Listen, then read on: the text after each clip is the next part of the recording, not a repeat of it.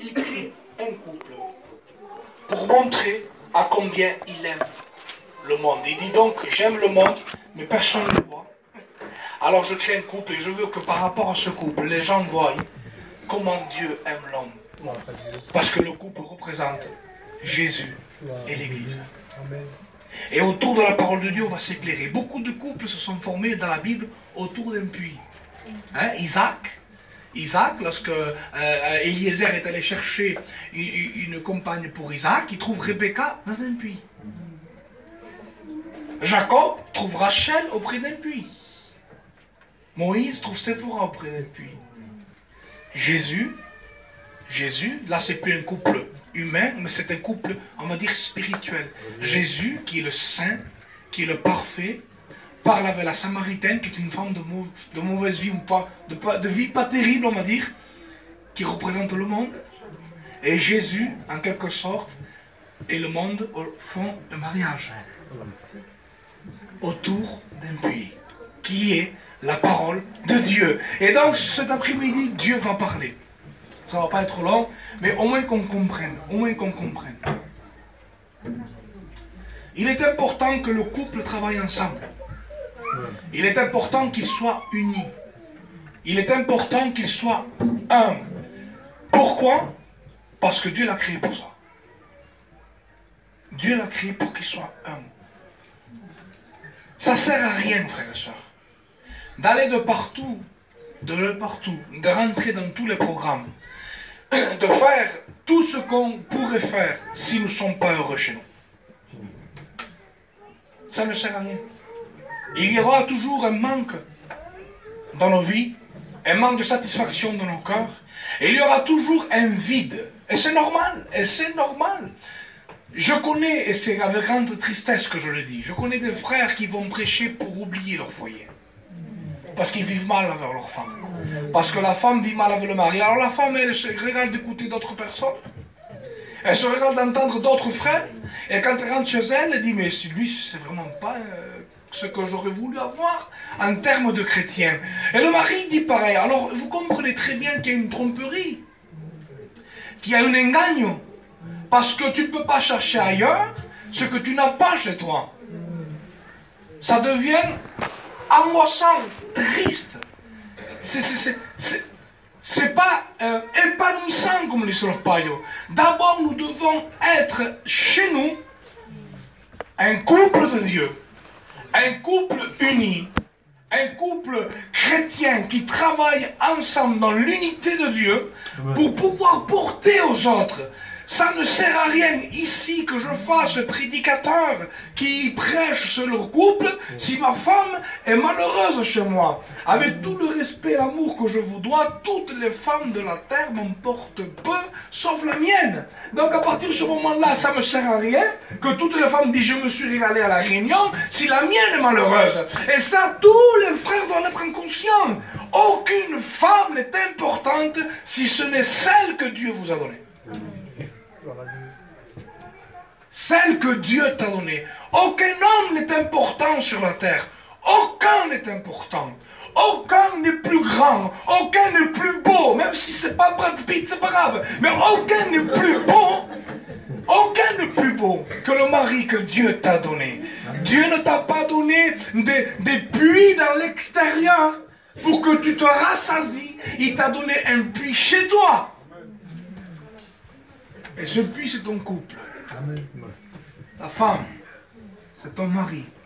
Dieu crée au commencement Bereshit, au commencement maison, foyer.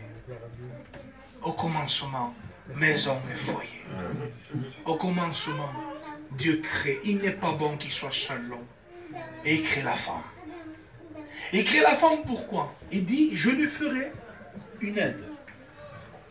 Une aide semblable à lui. Ça veut dire quoi, les frères? Aide. C'est simple. On n'est pas peut-être des ingénieurs, on n'est pas beaucoup à l'école, mais je sais ce que c'est, aide. Si j'ai un poids, si ça pèse trop lourd, je ne peux pas le lever. Je fais quoi? J'appelle de l'aide. Tito, ayúdame. Et avec Tito, je le lève. Ça veut dire que sans Tito, je ne peux pas le lever. Si Dieu dit, je lui ferai une aide, ça veut dire que l'homme seul ne peut pas. Un peu logique. Si Dieu dit, je lui ferai une aide, c'est que l'homme est incapable de faire tout seul l'œuvre de Dieu. C'est que l'homme est incapable d'être heureux sans l'aide de la femme. Il n'est pas bon. Pourtant, l'homme était avec Dieu.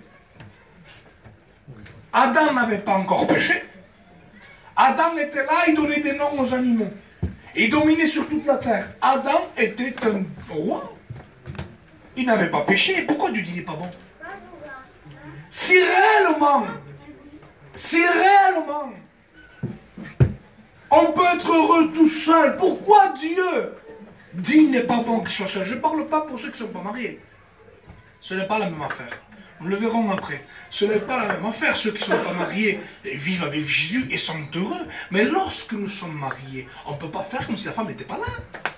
Là, vous allez me dire, oui, maintenant, Paul dira qu'on vit des temps où il faut agir que ce qu'une femme, comme n'en ayant pas. Un texte comme ça. Donc, qu'est-ce que ça veut dire ça? Ça veut dire tout simplement ça. Ça veut dire que l'apôtre Paul sait l'importance d'un foyer. Pourquoi? Parce que les doctrines du foyer sortent des épîtres de Paul. Alors, imaginez-vous. Donc, l'apôtre Paul sait ce que c'est, le foyer. Et quand il parle de la femme, il parle du plus haut niveau des sentiments. Parce que l'homme quittera son père et sa mère et s'attachera à sa femme. S'attacher à sa femme, c'est quelque chose d'énorme. C'est quelque chose d'énorme. En grec, il est ici proskolaos, qui veut dire se lier, se coller. Quelque chose, hein? Se lier jusqu'au point de se coller. S'attachera à sa femme. C'est-à-dire qu'ils en font un. Ils en font un. Et l'apôtre Paul, il dit, donc frère, il dit, il faut arriver à un point où tes sentiments, le plus haut niveau de sentiments, eh bien, il ne faut pas les suivre s'ils t'empêchent de suivre avec Dieu. Voilà. Mais il ne parle pas de la femme, corps de la femme. Parce que juste après, c'est lui qui dit. C'est lui qui parle. Que celui qui est marié cherche après sa femme. Donc, tu te contredis, Paul. Pourquoi tu dis plus haut, comme une femme qui n'ayant pas de femme, et juste en bas, 2 versets plus loin, tu diras de s'attacher à sa femme quand tu es marié, attache-toi à sa femme, paix à ta femme. Donc, tu te contredis? Non. Il dit, Paul, même le plus haut niveau des sentiments, parce que c'est l'homme et la femme, ne peut pas t'arrêter pour faire l'œuvre de Dieu. Donc, au départ, Paul parle des sentiments, et en second, il parle de la femme en tant que le corps de la femme, une femme corporelle. Vous avez compris? C'est simple. Donc, si Dieu dit, il n'est pas bon que l'homme soit seul, c'est parce qu'il fait une femme pour lui. Donc, comment alors, Seigneur, vivre avec nos femmes? Alors, c'est important, frère. C'est des réunions, peut-être, qu'on n'entend pas beaucoup, je le répète. Mais si vous voulez une vie puissante en Dieu, soyez un avec votre femme. Soyez un avec vos maris. Sinon, tu ne pourras pas. Et il y a des vieux pensées, des vieilles pensées qui ne sont pas exactement bibliques. Parce qu'on dit, ouais, mais si ta femme ne veut pas te suivre, toi avance. Alors, si je comprends la Bible comme elle est écrite, s'il dit que vous êtes une seule chair, comment je fais pour avancer à moitié? D'accord? Comment je peux dire aux jambes, vas-y tout seul, le tronc reste là? C'est me couper en deux. Exactement. Vivre tout seul, lorsque nous sommes mariés, c'est se tuer. Puisque la Bible dira, ils deviendront une seule chair. Vivre tout seul, lorsque nous avons un couple, c'est s'autodétruire. Et c'est dommage, parce que réellement, il y a cette pensée que l'homme peut vivre tout seul, alors que ce n'est pas vous. Je vous promets, je vais aller loin dans ce que je dis, c'est même une ruse diabolique. De prêcher sur plein de choses. De prêcher sur plein de choses, plein. Montrer plein de choses et oublier le foyer. Parce que tout sort de là. Parce que tout sort de là. Un homme, une femme heureuse chez eux. La moindre chose qu'ils font après dehors, se voit. C'est siente. Il y a de l'impact. Il y a une force de Dieu. il y a un appui de Dieu. Il y a le sceau de Dieu, parce que Dieu a créé l'homme et la femme pour représenter Dieu. Comment je peux représenter mon nom sur la terre? Je veux créer un couple.